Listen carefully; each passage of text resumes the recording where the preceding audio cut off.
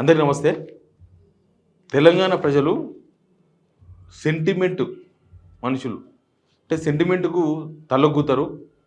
ఒక తెలంగాణ సెంటిమెంటు, ఇంకా ఇప్పుడు వేరే సెంటిమెంట్లు ఏం లేవు. బట్ ఒక సెంటిమెంట్ని తీసుకొచ్చింది కాంగ్రెస్ బీజేపీలు. దాన్ని మొత్తం పొలిటికలైజ్ చేసే ప్రయత్నాలు స్టార్ట్ అయినాయి. అసలు ఇన్ని రోజులు చెప్పిందేమో తెలంగాణ సమాజం కోసమేమో, నిజంగానే వీళ్ళకు తెలంగాణ మీద ప్రేమ ఉందేమో, వీళ్ళు కూడా తెలంగాణ వాళ్ళే కదా, తెలంగాణ కోసం వీళ్ళు మాట్లాడుతున్నారేమో అనుకున్నాం. కానీ ఇప్పుడు వీళ్ళు ఆడుతున్న గేమ్ చూసిన తర్వాత వీళ్ళు కేవలం పొలిటికల్ గేమ్ వాడుతున్నారు. పొలిటికల్ గేమ్ కోసమే తెలంగాణ గ్రౌండ్ను వాడుతున్నారు. అంతే తప్ప వీళ్ళు తెలంగాణ కోసమో, తెలంగాణ సమాజం కోసమో, తెలంగాణ బాగు కోసమో వీళ్ళు ఈ గేమ్ ఆడతలేరు అనేది క్లియర్గా అర్థమైంది. అదే కాళేశ్వరం సిబిఐకి అప్పగించిన తర్వాత జరుగుతున్న పరిణామాలు. మీకు అవన్నీ ఓపెన్గా మాట్లాడదాము. మేము చేసే వీడియోలు మీకోసమే. ఈ ఛానల్ మీది, మీరందరూ చూస్తేనే ఈ విషయం అందరికి తెలవాలనే ఉద్దేశంతో మేము చేస్తున్నాం. కాబట్టి సబ్స్క్రైబ్ చేయండి. మీరు సబ్స్క్రైబ్ చేసుకుంటేనే మాకు ఒక 1000 బలం వస్తుంది. మేము మరిన్ని వార్తలు చేయగలం. చాలామందికి రీచ్ చేయండి. తెలంగాణ ప్రజలను చైతన్యపరుద్దాం. మీరు కూడా మాతో కలిసి రండి. ఇక సబ్జెక్ట్లోకి పోతే మీకు అందరికీ తెలుసు, కాళేశ్వరం మీద కమిషన్ రిపోర్ట్ ఇవ్వంగానే ఇక రేవంత్ రెడ్డితో సహా మినిస్టర్స్ అంతా టకా టకా టకా ప్రెస్ మీట్ పెట్టేసి పేపర్లో వార్తలు లాపించేసి ఇక మొత్తం హరీష్ రావు చేసిండు, కేసీఆర్ చేసిండు, ఈటెలందరూ చేసిండు. మొత్తం వీళ్ళు దోసుకున్నారు కాళేశ్వరాన్ని 1,00,000 కోట్లు. ఇప్పుడు కూడా రేవంత్ రెడ్డి ఏ మీటింగ్ పోయినా కాళేశ్వరం గురించే మాట్లాడుతున్నాడు. లాస్ట్కు నిన్న ఈ వీళ్ళకు వీఆర్ఓలకు నియామక పత్రాలు ఇస్తున్న టైంలో కూడా, ట్రాన్స్ఫర్ సర్టిఫికేట్స్ అవి నియామక పత్రాలు కాదు, ఇస్తున్న టైంలో కూడా కాళేశ్వరం గురించి మాట్లాడేసారు. కాళేశ్వరం కట్టినరు, కూలిపోయిందని. ఇది ఇప్పుడు సెంటిమెంట్. తెలంగాణ ప్రజలు కాళేశ్వరం కూలిపోయింది అంటే ఇది ఒక సెంటిమెంట్గా వాడుకోవాలనేది వీళ్ళ ఉద్దేశం. ఎందుకు అట్లా అంటున్నా అంటే, నేను సిబిఐకి అప్పగించారు. సిబిఐకి అప్పగించడం అనుక ఏముంది, సిబిఐకి ఎందుకు అప్పగించారు, దాని మీద 2 రకాల చర్చలు జరుగుతున్నాయి. 2 రకాల చర్చలు ఏంది? ఒకటి, ఒకవేళ సిబిఐ కనుక దాన్ని టేకప్ చేస్తే ఇది మాదే క్రెడిట్, మా వల్లనే మేము చూసినామా సిబిఐ కేసు అప్పగించడం కాళేశ్వరం మా చిత్తశుద్ధి ఇది అని పొలిటికల్గా వాడుకోవడం. ఒకవేళ సిబిఐ తేల్చలేదనుకో, ఏమి అసలు పట్టించుకోలేదనుకో, కేసు పట్టించుకోకపోతే చూసినరా పట్టించుకుంటలేదు, బీజేపీ బీఆర్ఎస్ ఒకటే కాబట్టి పట్టించుకుంటలేవు అని దాన్ని అట్లా వాడుకోవడం కాంగ్రెస్ స్టైల్లో. తర్వాత బీజేపీ ఏంది, బీజేపీ దాన్ని పర్స్యూ చేస్తే ఎట్లా రాజకీయాలకు పనికొస్తుంది అనే దాని మీద చర్చ జరుగుతున్నది. దాన్ని రాజకీయంగా ఎట్లా వాడుకోవచ్చు. ఒకవేళ మనం ఆ సిబిఐకి కనుక అప్పగిస్తే, ఇప్పుడు సిబిఐకి బీజేపీకి సంబంధం లేదని వీళ్ళే అంటారు. అసలు సంబంధమే లేదు, సిబిఐ ఇండివిజువల్ సంస్థ, అది వాళ్ళు చేసే పని. ఇప్పుడు కవిత కేసులో, ఢిల్లీ లిక్కర్ స్కామ్ కేసులో ఏం చెప్పిండ్రు, ఈడీ ఎవరో విచారిస్తే మాకేం సంబంధం అన్నారు. కానీ కరెక్ట్ టైంలీ పార్లమెంట్ ఎలక్షన్స్ ముందల, అసెంబ్లీ ఎలక్షన్స్లో వర్కౌట్ కాలేదని పార్లమెంట్ ఎలక్షన్స్ ముందర ఈడీ అరెస్ట్ చేస్తుంది. అంటే ఈడీ అండర్ బీజేపీ అని క్లియర్గా అర్థమైపోయింది కదా. ఇప్పుడు సిబిఐ ఎందుకు విచారించాలి? సిబిఐ ఎందుకు విచారించాలంటే దాన్ని పొలిటికల్గా మనం ఏమైనా మైలేజ్ తీసుకోగలమా?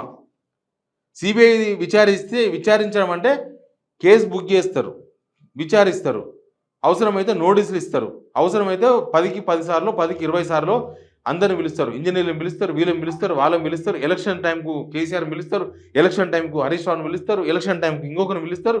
కరెక్ట్గా ఎలక్షన్స్ టైంలో మనం దీన్ని ఎంతవరకు వాడుకోగలం, తెలంగాణ ప్రజలను నమ్మించగలం, ఏదో అది బీజేపీలో ఇప్పుడు తూకం వేసుకుంటున్నారు. అంటే కాళేశ్వరాన్ని పొలిటికల్గా ఎట్లా వాడచ్చు, తెలంగాణ ప్రజల కోసం కాదు. అసలు ఇప్పుడు ఇందులో వీళ్ళు ఇచ్చిన రిపోర్ట్లో, కమిషన్ రిపోర్టులో అవినీతి అనే వ్యవహారమే లేనప్పుడు, ఇప్పుడు కేసీఆర్ అవినీతి చేసినని ఆ కమిషన్ రిపోర్ట్లో లేదు, హరీష్ రావు అవినీతి చేసినని ఆ రిపోర్ట్లో లేదు, అసలు అవినీతి చేసినట్టుగా ప్రభుత్వమే ఎట్లాంటి ఆధారాలు కమిషన్కి ఇవ్వలేదు. అసలు కోదండరాం లాంటి వాళ్ళు కూడా ఎవరు ఆరోపణలు మాత్రమే చేసిన తప్ప అఫిడవిట్ తీసుకొని రమ్మంటే మళ్ళీ ఫోన్ కూడా పోలేదు. బీజేపీ వాళ్ళు కమిషన్ కలవలేదు. రాష్ట్ర ప్రభుత్వం దగ్గరనే అన్ని ఆధారాలు ఉంటాయి. ఏ మనిషి దగ్గర, ఇండివిజువల్స్ దగ్గర ఉన్నా లేకపోయినా గవర్నమెంట్లో అన్ని పత్రాలు ఉంటాయి, అన్ని పేపర్లు ఉంటాయి. దీనిలో ఏం జరిగింది, ఏం కదా మొత్తం ఉంటుంది వ్యవహారం. కానీ వాళ్ళు ఏం రిపోర్ట్ చేయలేదు. మరి దానిలో ఏమీ లేనప్పుడు వాళ్ళు ఇప్పుడు మొత్తం రిపోర్ట్ కూడా బయటకు వచ్చింది కదా, 665 పేజీల రిపోర్ట్ వచ్చింది. ఈ 665 పేజీల్లో ఏ పేజీలో కేసీఆర్ డబ్బులు తిన్నట్టుగా, హరీష్ రావు డబ్బులు తిన్నట్టుగా, దీనిలో అవినీతి జరిగినట్టుగా ఎక్కడ ఎందుకు లేదు? కమిషన్ కేవలం 6.5 కోట్లు మాత్రమే రికవరీ చేయాలని ఎందుకు రిపోర్టులో పేర్కొంది. అది కూడా ఇంజనీర్లు అంటే అడ్మిన్ డిపార్ట్మెంటు, ఫైనాన్స్ డిపార్ట్మెంట్ నుంచి కాంట్రాక్టర్లకు ముందే డబ్బులు పోయినాయి కాబట్టి 6.5 కోట్లు వసూలు చేయమని చెప్పారు. అక్కడ కూడా ఫ్రాడ్ జరిగింది లేదు.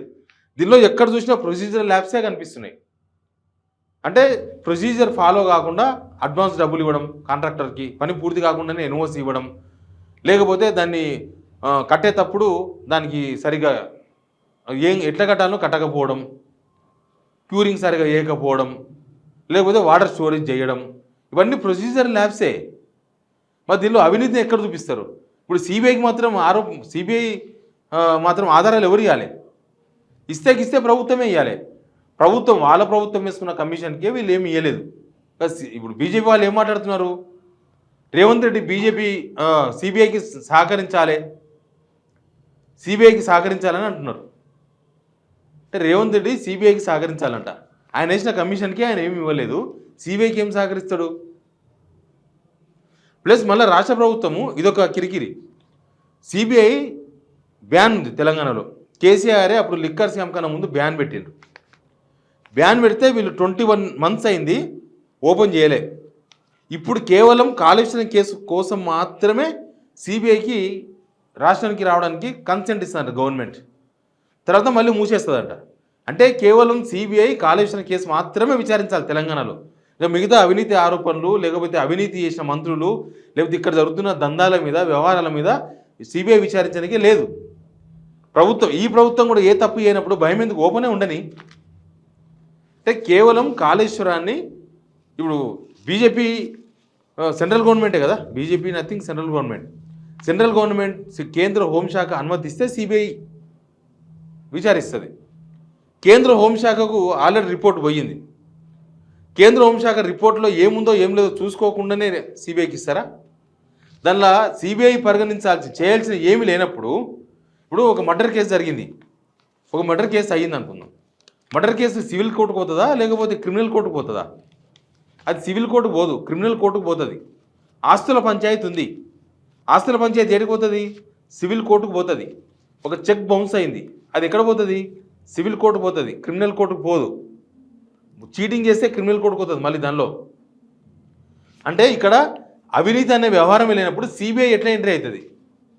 సిబిఐకి సంబంధం లేదు, రాష్ట్ర ప్రభుత్వం కోరొచ్చు, కానీ దానిలో వ్యవహారం ఏముంది? మినిమం కాంక్రీట్ ఎవిడెన్స్ ఉండాలి కదా.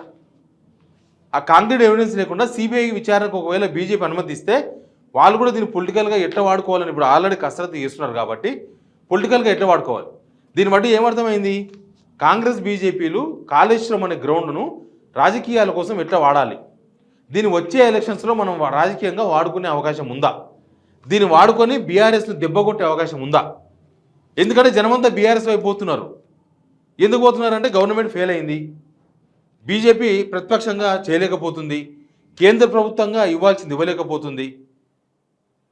అందరూ మోడీ కావాలని ఓటేస్తే లోక్సభ ఎలక్షన్స్లో 8 మంది ఎంపీలను గెలిపిస్తే ఆ 8 మంది ఎంపీల్లో అందరూ అట్లే ఉన్నారు. వాళ్ళు రాష్ట్రానికి ఏం తీసుకొస్తారో ఎవరికీ గ్యారంటీ లేదు. ఇక రేవంత్ రెడ్డితో వీళ్ళు కాంప్రమైజ్ అయ్యి నడుపుతున్నారు వ్యవహారం మొత్తం. దందాల కోసం, సెటిల్మెంట్ల కోసం రేవంత్ రెడ్డితో కాంప్రమైజ్ అయిన బీజేపీ ఎంపీలు, బీజేపీ మొత్తం కాంప్రమైజ్ అయిన స్టేట్ బీజేపీ అనేది జనాల్లో చర్చ ఉంది. ఇక ఇప్పుడు బీఆర్ఎస్ను కంట్రోల్ చేయాలంటే కాళేశ్వరాన్ని వాడుకోవాలి. దాన్ని నువ్వు వాడుకుంటావా, నేను వాడుకోవాలి, మరి ఇద్దరంలో ఎవరెవరు వాడుకోవాలి. ఇన్ని రోజులు వీళ్ళు కాళేశ్వరం కూలింది, లేకపోతే కాళేశ్వరం 1,00,000 కోట్లు గోదావరిలో పోసిందంటే తెలంగాణ కోసం మాట్లాడతలేరు, తెలంగాణ ప్రజల కోసం మాట్లాడతలేరు. ఒకవేళ నిజంగానే తెలంగాణ ప్రజల కన్సర్న్ ఉంటే గవర్నమెంట్ ఇప్పటికే అక్కడ రిపేర్లు స్టార్ట్ చేసేవాళ్ళు. కమిషన్ రిపోర్ట్లో కేసీఆర్, హరీష్ రావు నేరం చేసినట్టుగా ఎక్కడ లేదు, కేవలం నిర్ణయం తీసుకున్నట్టుగా ఉంది. ఆ నిర్ణయం తీసుకోవడం కూడా ఒక ప్రొసీజరే, కానీ అది నేరం కాదు. ఒక మనిషి ఒకరిని పొడిచి చంపితే మర్డర్. ఓ మనిషి ఒక యంత్రం నడుపుతుంటే ఆ యంత్రం మీద గుర్తుతే యాక్సిడెంట్. రెండింటికి తేడా ఉంది. ఇక్కడ కూడా ప్రొసీజర్ ల్యాబ్స్కి నేరానికి చాలా తేడా ఉంది. ఎల్ఎన్టీ వాళ్ళు మేమే కడతాం, డబ్బులు మొత్తం ఖర్చు పెట్టుకున్నట్టు కూడా వద్దు, కట్టవద్దు అంటున్నారు. దాన్ని అట్లా వదిలేసినారు. కనీసం బాగున్న దాన్ని మెయింటెనెన్స్ కూడా చేస్తలేరు. ఇప్పుడు ఆ కుంగిపోయినాయి అంటే కుంగిపోయినాయి. ఇప్పుడు కూడా ఈరోజు కూడా 6 లక్షల క్యూసెక్ల నీళ్ళు పోతున్నాయి మేడిగడ్డ నుంచి. మరి ఆ బాగున్న వాటిని ఎట్లా వాటిని కాపాడడానికి ప్రభుత్వం ఏం చర్యలు తీసుకున్నది? చెరుకు సుధాకర్ అన్న ఏకంగా కోర్టుకు పోయింది, హైకోర్టుకు.